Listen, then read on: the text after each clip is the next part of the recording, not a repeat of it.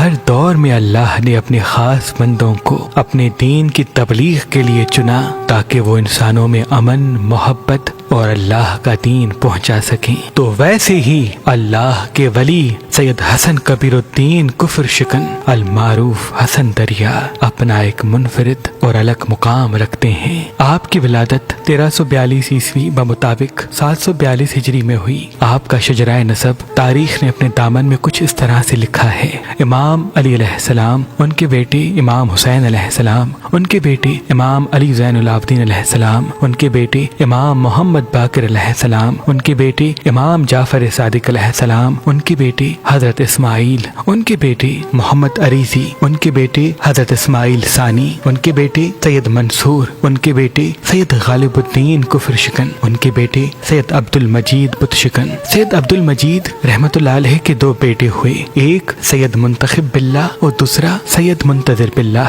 سید منتخب باللہ سے حضرت قلندر شہباز کا نسب ملتا ہے جن کا روضہ مبارک سیون سندھ میں موجود ہے، اور سید منتظر باللہ سے شاہ شمس اور سید حسن کبیر الدین کا شجرہ نسب کچھ اس طرح سے ملتا ہے۔ سید منتظر باللہ کا بیٹا ہوا سید احمد ہادی، ان کا بیٹا ہوا سید ہاشم علی، ان کا بیٹا ہوا سید معصوم سبزواری، ان کے بیٹے ہوئے سید محمود سبزواری، ان کے بیٹے ہوئے سید محب الدین سبزواری، ان کے بیٹے ہوئے سید علی خالد سبزواری، ان کے بیٹے ہوئے سید عبد المومن سبزواری، ان کے بیٹے ہوئے سید علی سلام الدین سبزواری، ان کے بیٹے ہوئے سید صلاح الدین نور بخش سبزواری، اور ان کے بیٹے ہوئے حضرت شاہ شمس الدین محمد سبزواری تبریزی ملتانی۔ آپ کا روضہ مبارک ملتان میں موجود ہے۔ سید شمس الدین کے دو بیٹے ہوئے سید نصیر الدین محمد شمسی سبزواری تبریزی اور سید اللہ الدین شمسی سبزواری تبریزی۔ سید نصیر الدین کا بیٹا ہوا سید شہاب الدین، ان کا بیٹا ہوا سید صدر الدین،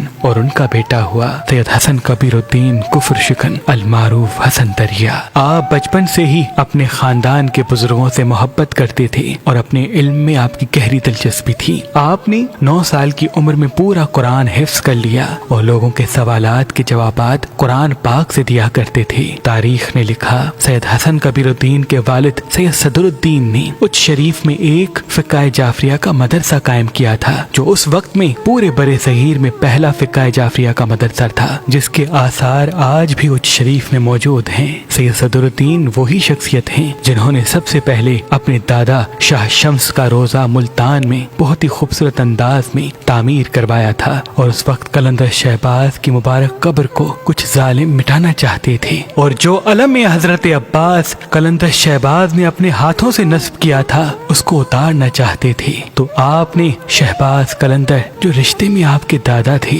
آپ نے ان کے روضے کو خوبصورت تعمیر کروانے کے ساتھ اپنے مریدین اور اپنے بیٹے سید تاج الدین عرف شاہ تریل کو وہاں پہ بٹھانا شروع کیا، جو سیون میں علم حضرت عباس قلندر شہباز کے ہاتھوں کا نصب تھا، ان کی حفاظت کیا کرتے تھے اور روضے مبارک کی حفاظت کیا کرتے تھے۔ سید صدر الدین فارسی، عربی، علم نجوم، علم جفر، علم عقب، علم جنات، علم نائلہ، علم ابجد، علم دین، علم لدنی، علم طب، دست شناسی، علم تفسیر، علم رمل، علم عروس اور علم چشم و چہرہ شناسی کے بہترین عالم تھے۔ آپ نے گجراتی زبان کو الف با تا میں وجود دیا۔ آپ کے مدرسے میں جو بھی غیر مسلمان بنتا تھا تو آپ ان کو خواجہ کا لقب دیتے تھے، اور یوں آپ کے مریدوں میں دن بدن تعداد بڑھتی چلی گئی۔ سید صدر الدین کے 5 بیٹے ہوئے: سید حسن کبیر الدین کفر شکن المعروف حسن دریا، دوسرے بیٹے سید تاج الدین عرف شاہ تریل اول، تیسرے بیٹے سید ظہیر الدین، چوتھے بیٹے سید صلاح الدین اور 5ویں بیٹے سید نصیر الدین۔ سید صدر الدین نے اپنے اچ والے مدرسے کی ذمہ داری سید حسن کبیر الدین کو دی، اور ملتان والے روضے کی ذمہ داری سید ظہیر الدین کو دی۔ سید تاج الدین عرف شاہ تریل کو سندھ کے نچلے حصے کی طرف تبلیغ کے لیے روانہ کیا،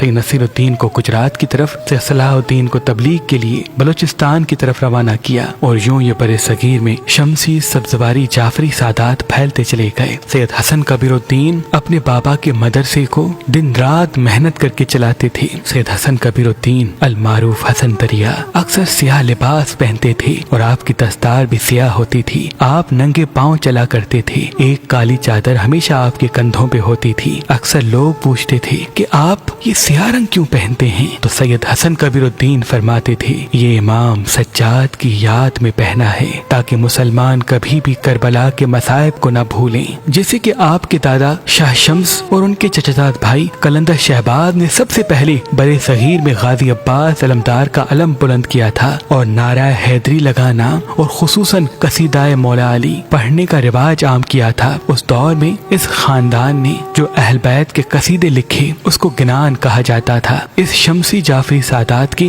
لا تعداد گنان ہیں۔ سید حسن کبیر الدین نے بھی لا تعداد گنان لکھے اور یہ فرماتے تھے کہ یہ گنان یعنی مولا علی علیہ السلام کے قصیدے اپنی محافل میں مجالس میں امام بارگاہوں میں پڑھا کرو، اور یوں قصیدہ مولا علی علیہ السلام پڑھنے کا رواج برے صغیر میں عام ہوتا چلا گیا۔ لیکن افسوس قلندر شہباز اور شاہ شمس کے وصال کے تھوڑے ہی عرصے میں کچھ لوگ ایسے تھے جو علم حضرت عباس کو، جو برے صغیر میں پہلا علم غازی عباس علمدار کا تھا جس کو شہباز قلندر نے اپنے ہاتھوں سے نصب کیا تھا، اس کو اتارنا چاہتے تھے، اور کچھ تو آپ کے دادا حضرت شہباز قلندر رحمت اللہ علیہ کی مزار کو مٹانا چاہتے تھے کیونکہ وہ علی علی کرنے کا ایک مرکز بنتا جا رہا تھا۔ تو سید حسن کبیر الدین نے ایک رواج قائم کیا۔ آپ اپنے عقیدت مندوں سے فرماتے تھے کہ شعبان میں ایک قافلے کی صورت میں ہم سیوستان جائیں گے اور سیمن میں اپنے دادا قلندر شہباز کے عرس کو بڑے ہی عقیدت و احترام سے منائیں گے، علم حضرت عباس کی حفاظت کریں گے تاکہ برے صغیر میں یہ پہلا غازی عباس علمدار کا علم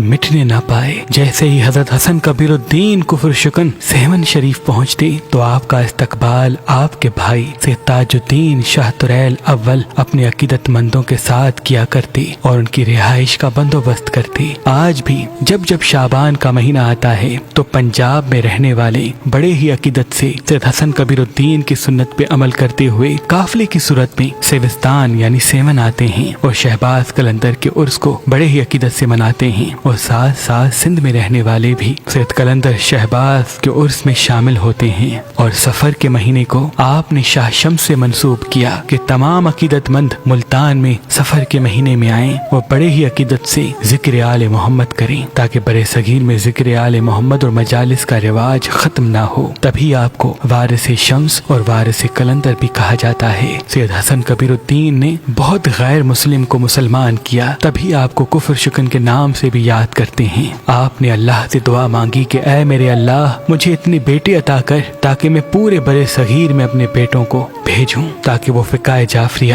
اور ذکر اہل بیت کی تبلیغ کر سکیں۔ اللہ نے آپ کو 18 بیٹے عطا کیے جن کے نام تاریخ میں کچھ یوں ملتے ہیں: سید اولیاء علی، سید کثیر الدین، سید علی گوہر نور، سید عالم شاہ، سید رحمت اللہ، سید عادل شاہ، سید جعفر شاہ، سید اسلام الدین، سید امام الدین، سید فرمان، سید اسرائیل تیار غازی، سید شہباز علی، سید سبز علی، سید اسماعیل شاہ، سید نور محمد مہدی، سید درویش علی، سید لال قلندر علی، سید بالا بلند علی۔ آپ اپنی منت کے مطابق اپنے تمام بیٹوں کو مختلف شہروں میں تبلیغ کے لیے بھیجتے تھے، اور یوں یہ شمسی سادات فقہ جعفریہ کی تبلیغ میں لگ گئے اور علم عباس اور قصیدہ مولا علی علیہ السلام کو عام کرتے رہے۔ آج بھی ان شمسی سادات کی مزارات پورے برے صغیر میں مختلف جگہوں پہ قائم ہیں۔ سید حسن کبیر الدین نے جو علم اپنے ہاتھوں سے نصب کیا، آج بھی وہ آپ کی آخری آرام گاہ کے قریب علم کی نمائندگی کر رہا ہے۔ آپ کی کئی کرامات ہیں، جس میں سے ایک کہ جب جب اسلامک مہینے کا آغاز ہوتا ہے تو سانپ اکثر آپ کے دروازے پہ سلامی کے لیے آیا کرتے تھے۔ آپ کے دربار سے جب جب اولاد کے لیے دعا کروانے کے لیے عرض کیا جاتا تھا تو آپ ان کو اسم اعظم